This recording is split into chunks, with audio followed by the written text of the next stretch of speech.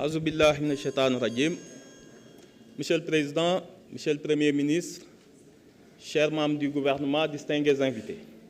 Monsieur le Premier ministre, nous avons écouté avec patience le discours de politique générale que vous nous avez tenu au nom du gouvernement.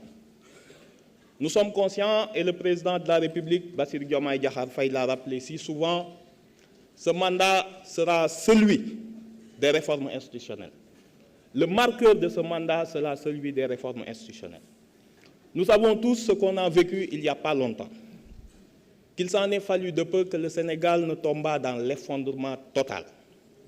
Certains ici, dans l'hémicycle comme dans le public, emportent même les stigmates de la répression dans leur chair. Nous avons vu, du haut du désir et de la volonté d'un homme, toutes les institutions de cette République, tous les pouvoirs vassalisés, mis au banc, mis au pas, et qui n'obéissaient plus à l'ordre républicain, mais à un ordre politique sous-jacent. Pour sortir de ce traumatisme qu'on a tous vécu, il est important de rappeler que la volonté du président de réorganiser l'exécutif pour donner plus de pouvoir au Premier ministre est un acte salutaire dont nous attendons les premières orientations. Nous, ici à l'Assemblée nationale, pour mieux accomplir notre rôle, nous le savons, qui sera essentiel, notamment depuis la suppression du HCCT et du 16, qu'on devra aussi représenter les collectivités territoriales dans nos commissions, que l'Assemblée nationale n'est ni constitutionnellement armée, ni dans le règlement intérieur pour être un pouvoir indépendant.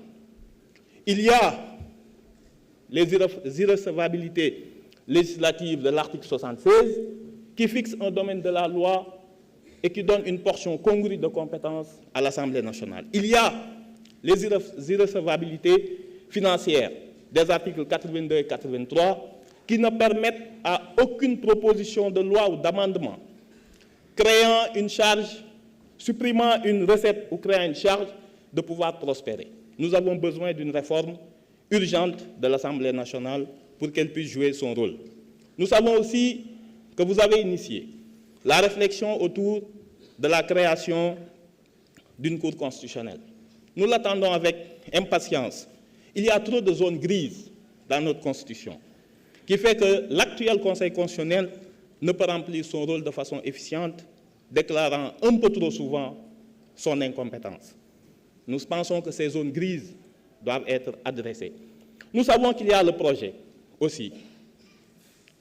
Vous avez parlé tout à l'heure de la Cour des comptes, mais d'une haute autorité qui est chargée en amont des finances publiques, qui puisse donner à l'Assemblée nationale, avant les débats d'orientation budgétaire, un avis sur les projections de recettes et de dépenses et les hypothèses macroéconomiques. Ça nous permettrait, lors des débats d'orientation budgétaire, de pouvoir challenger les hypothèses du gouvernement.